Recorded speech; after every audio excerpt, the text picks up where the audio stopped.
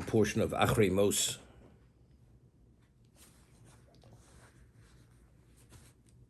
We had read that on the 8th day of the inauguration of the Mishkan, Aaron's two most special sons, Nadav and Avihu, because they had brought, as in the words of the Torah, an alien fire. It's something which they weren't permitted to do. Therefore, they were struck down by God and they died. This was the day that they were installed to be Kohanim. Aaron was the high priest. They were referred to as Sagani Kohanim. They were the assistant priests, the assistant high priests. It was Aaron and his four sons. Veidaber Hashem el Moshe achri Moshe bnei Aaron. Hashem spoke to Moshe after the passing of the two sons of Aaron. The korvosam lefnei Hashem v'yamusa, because they had come close before God and they died. That's why they died, because they crossed the line which they weren't permitted. Let's see Rashi. Let's do the next pasuk base first. Vayomer Hashem el Moshe, daber el Aaron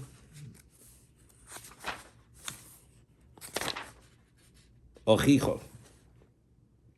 Speak to Aaron, your brother. Val yovo b'chol eisel hakodesh mibeis laparoches. He should not come at any time to the Kodesh, means to the Holy of Holies, mibeis laparoches, from the inner side of the curtain that separates between the Holy and the Holy of Holies. El pnei kapores, and it's being very specific. What is beis haparoches? Facing the kapores. The kapores is the asher al oron. That's the slab of gold which covers the oron, the ark which contains the luchos, the tablets, the broken tablets, and the Torah.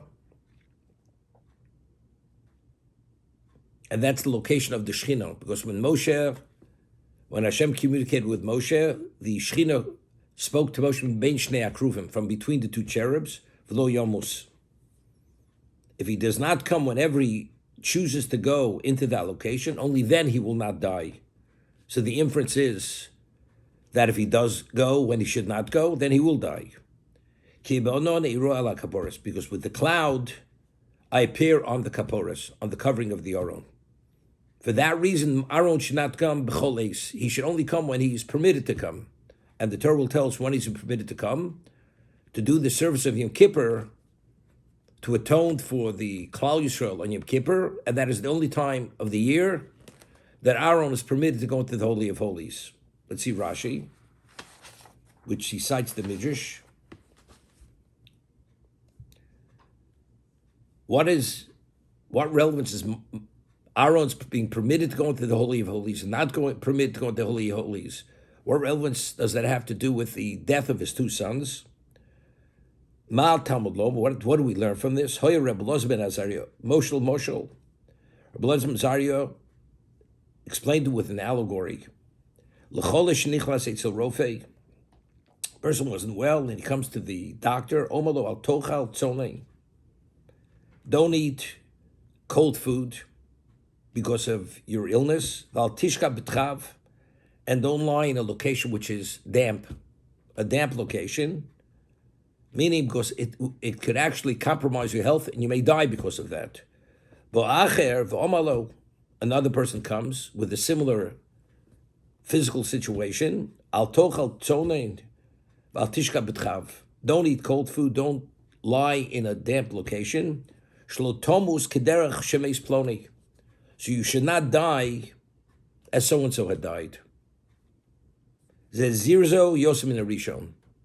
the message which the doctor was communicating to the first and second patient, which message was a much more profound and clear message, that the person should understand the consequences and the ramifications of not addressing the illness as he should responsibly. So don't question the second one, because the second person who he speaks to, he says, because the first person did not follow, or was the example of being compromised due to not addressing these concerns, therefore he died. So the message to the second patient is much more profound and much more clear than the first patient. Therefore, the Torah tells us Aaron is being told this, that you should understand, regardless of who you are, your two sons, who they shouldn't have gone there, because nobody's at that level that they're permitted to go whenever they choose to go. You will be no different than they. You will be compromised no less than they were compromised. So therefore, the Torah is associating the death of Aaron's children with going to the Kodesh when they weren't permitted to go to the Kodesh, to the holies. That's what the Torah is using and mentioning, because we're aware that Aaron's sons had died and why they died. The answer is that the message should be more profound to Aaron, that it should resonate to a greater degree, having the example of what happened to his own sons. The question is, what is Aaron? Aaron is the equivalent of Moshe to a certain degree. Aaron is what was chosen to be the Kohen Gadol, the high priest, because he was so special. I mean, Aaron needs that model example that he should not cross that line. That just as your sons died, you're no greater than they were, and you have the same level of susceptibility to this issue than they have. And therefore, you must be careful. Telling Aaron you're not permitted to go, that's not enough of a reason. We read later that when Aaron had kindled the menorah, it says, Vayaskein Aaron, Lagishroch shel Aaron Shloshina. Aaron, when he kindled the menorah, Torah says, Aaron followed God's prescription of lighting the menorah, and he did not deviate as much as an iota. And that speaks the praiseworthiness of Aaron. Over there, we have no examples. He did the right thing because that was the right thing to do. So knowing that you're not permitted, that's for Aaron, that's sufficient. But yet here he needs the model of the sons, and therefore he may actually see it differently, but understanding that just as his sons dies, he's no less protected, therefore he would be more careful. How do we understand it? If you remember, we had discussed the laws that pertain to a Kohen Gadol are much more strict than pertain to an ordinary Kohen. An ordinary Kohen is permitted to contaminate himself to his seven closest relatives. The high priest is not permitted, not to his father, not to his mother, not to his closest relatives. The Kohen Gadol wears vestments, which there are 4 more vestments which he wears than the ordinary Kohen. He has 8 vestments, the ordinary Kohen was 4 vestments. The Kohen is not permitted to allow the crop of hair to grow on his head more than 30 days. The Kohen Gadol, and even the ordinary Kohen, which is a separate issue, which pertains not only to the Kohen Gadol, to the high priest, even to the ordinary. What was the whole concept of the Mishkan? Vasli Mishkan v'shachanti b'socha. Make for me the sanctuary, I should dwell in your midst. This was post sin of the golden calf. We had mentioned pre-sin of golden calf. The Jews, when we received the Torah at Sinai, we reverted back to pre-sin of Adam. God would have dwelt directly in our midst, but because we crossed the line and we did idolatry, whatever level it was, the Jews were disqualified, did not have the capacity that God should dwell directly in their midst. We needed the medium of the Mishkan, that through the Mishkan, God dwelt in their midst. So we'd explained what was the original intention of creation, that God should dwell on the terrestrial level with the human being, with mankind, not to be with angels. The angels were only meant to be God's agents to facilitate certain things. But God's location is initially with Adam in the Garden of Eden. Because Adam ate of the tree of knowledge, he was disqualified, he was disenfranchised from being Adam. And we, at Sinai, we assumed the status of Adam. Atem kriyim Adam, heim lo kriyim Adam. We became that person. So initially, if we wouldn't have done the sin of a golden calf, gods would have been directly, intimately associated with us directly. We wouldn't needed the medium of the Mishkan. But because we failed, therefore the firstborn were disqualified from being the Kohanim, the Bechorim, who initially meant to be the Kohanim, and the Kohanim, Shevet Levi, who were the only tribe who did not participate to any degree in the golden calf, they were chosen to be the officiants of Hashem. Aaron and Bonov, Aaron and his sons were the ultimate level.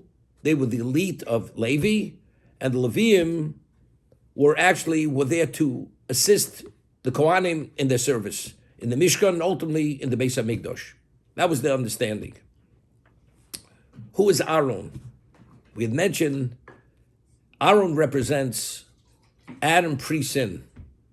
Adam pre-sin, there was no such thing as death. So if Aaron is the equivalent of that person, because God is dwelling on the terrestrial level, in the Mishkan, and Aaron is the ultimate officiant, the closest one to God, to do the service, you would say, Aaron, the Holy of Holies was the original intention of creation. The God is always present, the equivalent of the Holy of Holies, on the terrestrial level.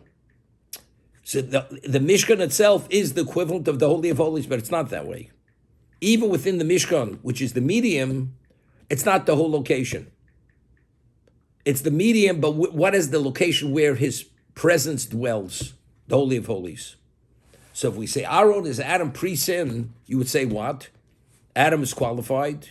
Aaron has the qualification to be continuously involved with the Shekhinah. He should be permitted to go to the Holy of Holies continuously, whenever he chooses to go there. His children, maybe not. On that, he has to be forewarned. Aaron, regardless of what you represent, that you are the pinnacle representation of what Adam was pre-sin. Nevertheless, Adam pre-sin, he had a level of association with the Shekhinah, which was continuous. Once he was disenfranchised, although you're assuming his position, you only go there when I allow you to go there. That's only when you represent Klal Yisrael where they need that special level of atonement, which is only once a year to atone for the Jewish people. That's the only time you're permitted. But Aaron, in his own mind, although there be a prohibition to go there, he in his own mind may rationalize that he'll go there, even when he's not, of course, for the sake of Klal Yisrael, to have that level of association, because he believes he has that qualification to be contingently associated. Therefore, Aaron needed the model of his own sons, as special as they were. But because they crossed that line, they were struck down. You, although you're the high priest, and you have that level of representation, you're not permitted to go b'choles whenever you choose to go there, only when I tell you to go there, which is only specifically for the service of the Yom Kippur, to atone for the Klal Yisrael, which is once a year on Yom Kippur itself. That's the understanding.